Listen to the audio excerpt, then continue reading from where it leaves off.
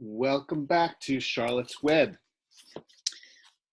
our great book. Last chapter, we heard about the egg sac.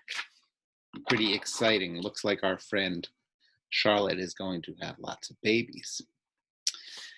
And then the family got a call for Wilbur and the whole family to go to get a special prize. So let's get right into today's chapter. The Hour of Triumph, chapter 20. Triumph is a word for a win, so this should be good news. Let's get right into it. The Hour of Triumph. Special announcement, said the loudspeaker in a pompous voice. The management of the fair takes great pleasure in presenting Mr. Homer L. Zuckerman and his famous pig.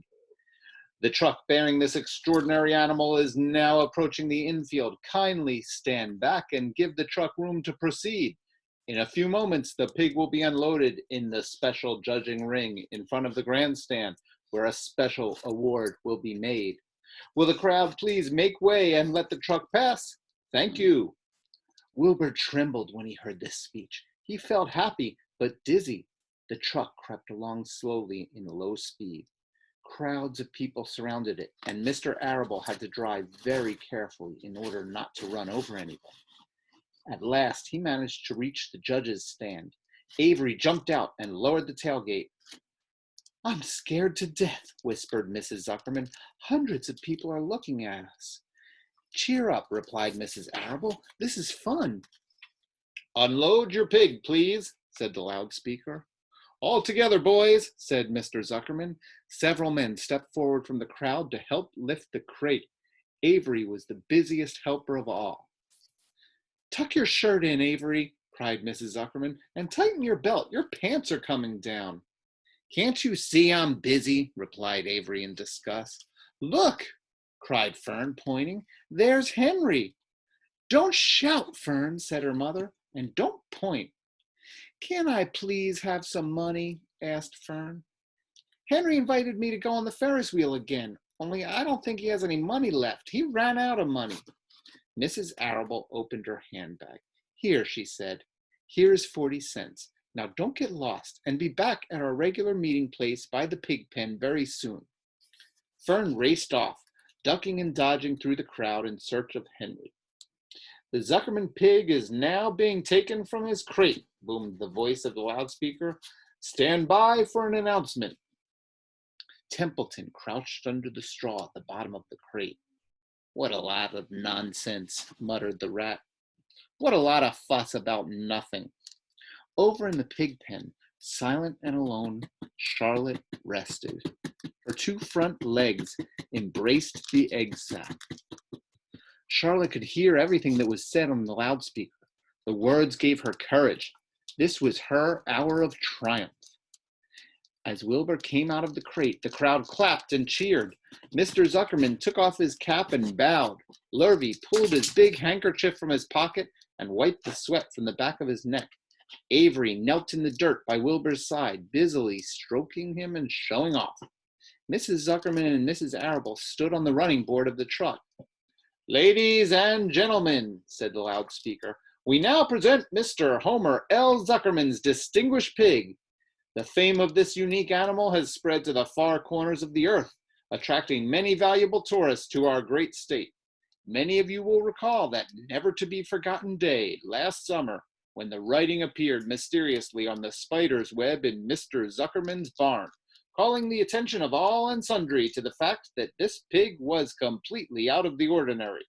The miracle has never been fully explained, although learned men have visited the Zuckerman pen to study and observe the phenomenon. In the last analysis, we simply know that we are dealing with supernatural forces here, and we should all feel proud and grateful. In the words of the spider's web, ladies and gentlemen, this is some pig. Wilbur blushed. He stood perfectly still and tried to look his best. The magnificent animal, continued the loudspeaker, is truly terrific. Look at him, ladies and gentlemen. Note the smoothness and whiteness of the coat.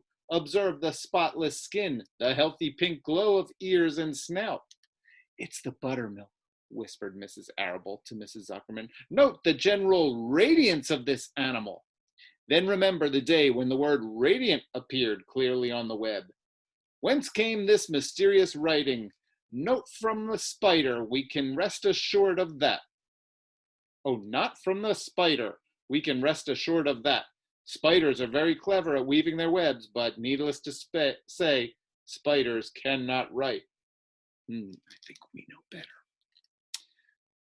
Oh, they can't they? Murmured Charlotte to herself. Ladies and gentlemen, continued the loudspeaker, I must not take any more of your valuable time. On behalf of the governors of the fair, I have the honor of awarding a special prize of $25 to Mr. Zuckerman, together with a handsome bronze medal suitably engraved in token of our appreciation of the part played by this pig, this radiant, this terrific, this humble pig in attracting so many visitors to our great county fair. Wilbur had been feeling dizzier and dizzier through this long complimentary speech. When he heard the crowd begin to cheer and clap again, he suddenly fainted away. His legs collapsed, his mind went blank, and he fell to the ground, unconscious. What's wrong? Asked the loudspeaker. What's going on, Zuckerman? What's the trouble with your pig? Avery was kneeling by Wilbur's head, stroking him.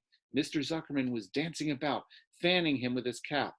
He's all right, cried Mr. Zuckerman. He gets these spells. He's modest and can't stand praise. Well, we can't give a prize to a dead pig, said the loudspeaker. It's never been done. He isn't dead, hollered Zuckerman. He's fainted. He gets embarrassed easily. Run for some water, Lurvy. Lurvy sprang from the judge's ring and disappeared. Templeton poked his head from the straw. He noticed that the end of Wilbur's tail was within reach. Templeton grinned. I'll tend to this, he chuckled. He took Wilbur's tail in his mouth and bit it, just as hard as he could bite. The pain revived Wilbur. In a flash, he was back on his feet. Ouch! He screamed. Hooray! Yelled the crowd. He's up! The pig's up! Good work, Zuckerman! That's some pig! Everyone was delighted. Mr. Zuckerman was the most pleased of all. He sighed with relief. Nobody had seen Templeton. The rat had done his work well. Here we see a picture of Wilbur laying down with Avery stroking him. And now one of the judges climbed into the ring with the prizes. He handed Mr. Zuckerman 2 $10 bills and a $5 bill. Then he tied the medal around Wilbur's neck. Then he shook hands with Mr. Zuckerman while Wilbur blushed. Avery put out his hands, and the judge shook hands with him too. The crowd cheered. A photographer took Wilbur's picture. A great feeling of happiness swept over the Zuckermans and the Arables. This was the greatest moment in Mr. Zuckerman's life. It is deeply satisfying to win a prize in front of a lot of people. As Wilbur was being shoved back into the crate, Lurvy came charging through the crowd carrying a pail of water. His eyes had a wild look. Without hesitating a second, he dashed the water at Wilbur. In his excitement, he missed his aim and the water splashed all over Mr. Zuckerman and Avery. They got soaking wet. For goodness sake, bellowed Mr. Zuckerman, who was really drenched. What ails you, Lurvy? Can't you see the pig is all right? You asked for water, said Lurvy meekly. I didn't ask for a shower bath, said Mr. Zuckerman. The crowd roared with laughter. Finally, Mr. Zuckerman had to laugh too. And of course, Avery was tickled to find himself so wet, and he immediately started to act like a clown. Here we see them taking pictures of Wilbur. He's got a little medal on around his neck.